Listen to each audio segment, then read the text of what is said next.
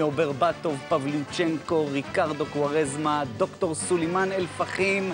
לרגל כל האירועים והשמות האלה הזמנו את אבי מלר, שלום לך. אהלן. וגם את גדול אוהדי הסיטי בישראל, עופר קדו, שלום. שלום, שלום. מרחבה.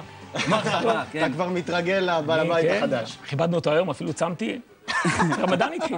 אבי, ספר לנו, מי זה הבעלים החדש של מנצ'סטר סיטי, נכון ליממה האחרונה? סולימן אל-פחים, או פהים, זה יתברר עוד בהמשך, הם כבר קוראים לו אלפי, אתה מבין? הם קראו לטקסין שינוואטרה פרנק סינטרה, עכשיו הם קוראים לפחים אלפי, אבל מדובר בטייקון בן 31, שיש בקופות שלו הרבה מאוד כסף, אבל למעשה, הוא מייצג למעשה את בית המלוכה של איחוד האמירויות. אבו דאבי זה אחת משבע הבירות של איחוד האמירויות, והכסף הגדול של האדון אל-פחים מביא אותו להרבה דברים שלא קשורים בכדורגל, בידור, נוסח הוליווד, הוא מנחה תוכנית בנוסח הקרישים בישראל, ששם הוא מאמת בין 8 אנשי עסקים בריטים ל8 אנשי עסקים אמריקאים כל שבוע, כשהזוכה מקבל $1,000,000 להשתמש בו למען העסק שלו.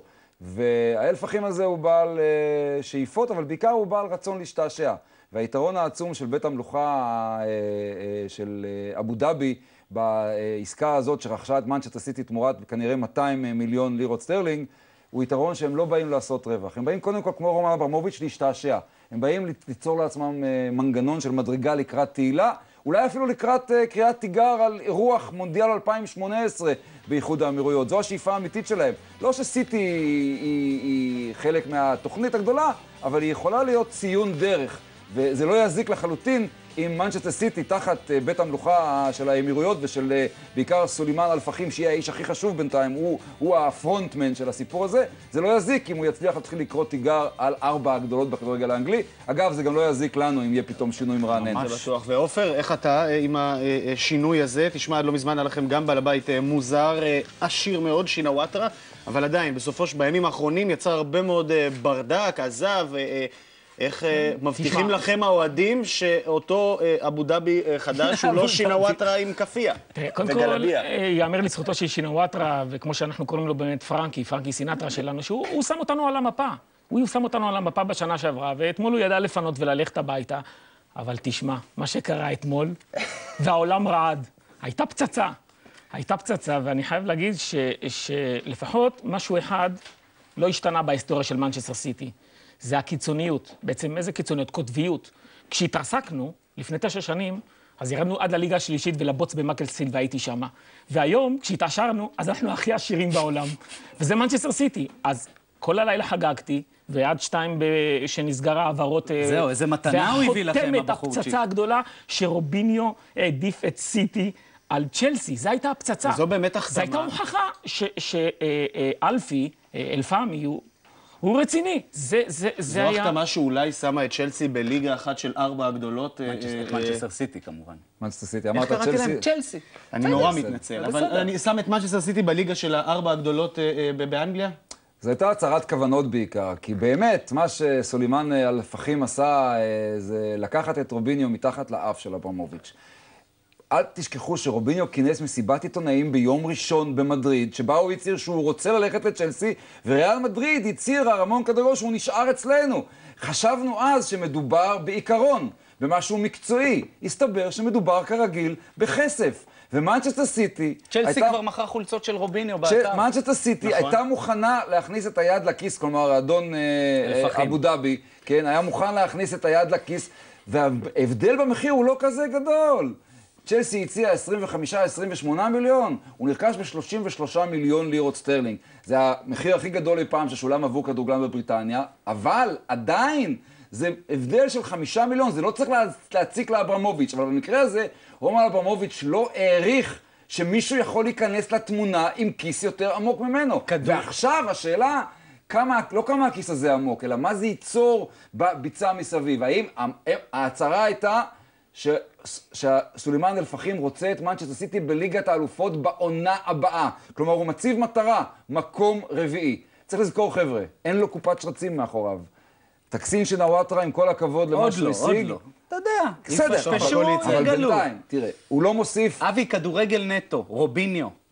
מתאים לכדורגל האנגלי, כי הוא סוג של פנטזיונר שבאנגליה יכול גם להיעלם לנו פתאום, אתה לא? מכיר, אני חושב שאתה מכיר את הדעה שלי בנושא הזה. שחקן כדורגל גדול, מתאים לכל קבוצה, ורוביניו שחקן כדורגל גדול. ותסתכל איזה הרכב יש, עם 3 ברזילאים. עם רוביניו, עם ג'ו שהגיע ב-18 מיליון לירו סטרלינג, ועם אלנו מאחוריהם, ושוני רייט פיליפס. טל בן חיים. ושוני רייט פיליפס. שאתה לבטח מצפה, או לפחות אתה יכול להעביר מכאן בקשה לטל בן חיים, להיזהר על רוביניו. באימונים. באימונים שיזהר, כן, הוא אוהב להיכנס חזק, אבל באמת, אבי מדבר פה על השמות של מנצ'סטר סיטי, וזה רק מפחיד מה יהיה הלאה. עכשיו נסגר שוק העברות עד ינואר. הוא יכול לדבר. אני גם הייתי רוצה שקצת יהיה יותר צניעות, כי כבר לפני שעתיים דיברו על רונלדו. הוא אמר, אתה רוצה לשחק בקבוצה הכי עשירה בעולם? אין בעיה, אתה רק חוצה את הכביש. 200 מיליון, תקבל 200 מיליון, בינואר אתה שלנו. אז קצת צנעה, קצת... בוא נחזיר את הכביש לצד האדום. גם שם היה משהו מאוד סוער הלילה, אבי. דימיטר ברבטוב, פרגי מעולם לא רצה מישהו, אולי את הסוס שלו הוא רצה קודם כל, יותר. סיטי הצליחה בפעם הראשונה לתקוע יתד בגלגלים של יונייטד, כן? היא הציעה 32 מיליון לירו סטרלינג על דימיטר ברבטוב אתמול במהלך היום, מה שגרם ליונייטד לעלות ל-40. לעלות ל-31. הוא עבר בסוף ב-31 מיליון למנצ'סטר. היה ברור שהוא 31 מיליון פאונד. כן, היה ברור שהוא הולך לאולד טראפורד, כי הוא מחפש את ליגת האלופות ואת השם הגדול, והוא לא יחכה לכל מיני עשירי המזרח התיכון לראות אם זה מצליח להם או לא ברבטוב. אבל, שימו לב, הקיץ הזה, קודם כל שוק העברות ביום האחרון נסב סביב אנגליה. זה עדיין הליגה שמרתקת את כל הכספים הגדולים אליה. שתי המוציאות כספים הגדולות ביותר הן לא מן יונייטד שהביאה רק שחקן אחד בסופו של דבר, אלא סיטי עם 51 מיליון פאונד שהוציאה, וטוטנהאם בלי בעלים זר וטייקון ואיש שהוציאה 45 מיליון. עם סיטי... הייתה גם העברה גדולה בליגה הספרדית, פינן עבר לאספניול. איפה נדב יעקבי? האולפן הספרדי קיים? הוא מתחבא בפינה עכשיו. מה יהיה עם נדב? על מי נשאר? אל תתגרה בנדב שלנו. לא, אני דואג, לקחתי גם את רוביניו עכשיו. רק רכשו אתכם, וכבר אתה פה פותח. אנחנו בירת העולם, אני ידעתי את זה לפני 20 שנה. אני כבר מחכה לדרבי, עופר, אני מחכה לדרבי. תראה, דרבי או לא דרבי, ידעתי שמשהו גדול יקרה. אני הסתובבתי בדינסגייט, ברחוב הראשי של מנצ'סטר כבר לפני 20 שנה, וצחקו עליי, לא ספרו אותי. עד אתמול לא ספרו אותי. אני עופר קדוש, עם מנצ'סטר סיטי, לא ספרו אותנו. צריך להגיד, hold your horses, כן? hold your horses, צריך לראות עכשיו, הזמן לראות מה יהיה הלאה, האם זה יצליח. אם זה יצליח לטוטנהאם ולמנצ'סטר סיטי, אפילו ברמה של קריאת תיגר על מועדון 4 הגדולות, כולנו נהנה מכדורגל הרבה יותר מעניין. הליגה האנגלית החלידה בשנים האחרונות, היא הייתה צריכה בוסט מהכיוון הזה, ואנחנו מקווים מאוד שזה יעבוד. יפה, זה יעבוד, אבי, זה יעבוד. אז אנחנו ניפגש בינואר, או אם אברהם יחתום באחד מהמועדונים. עכשיו בכלל אין סיכוי. לא, בעצם סליחה, אם אברהם הכל יכול להיות. בדיוק, יפה מאוד. עופר קדוש, תודה רבה, אבי מלר, תודה רבה גם לך. יונתן, מחר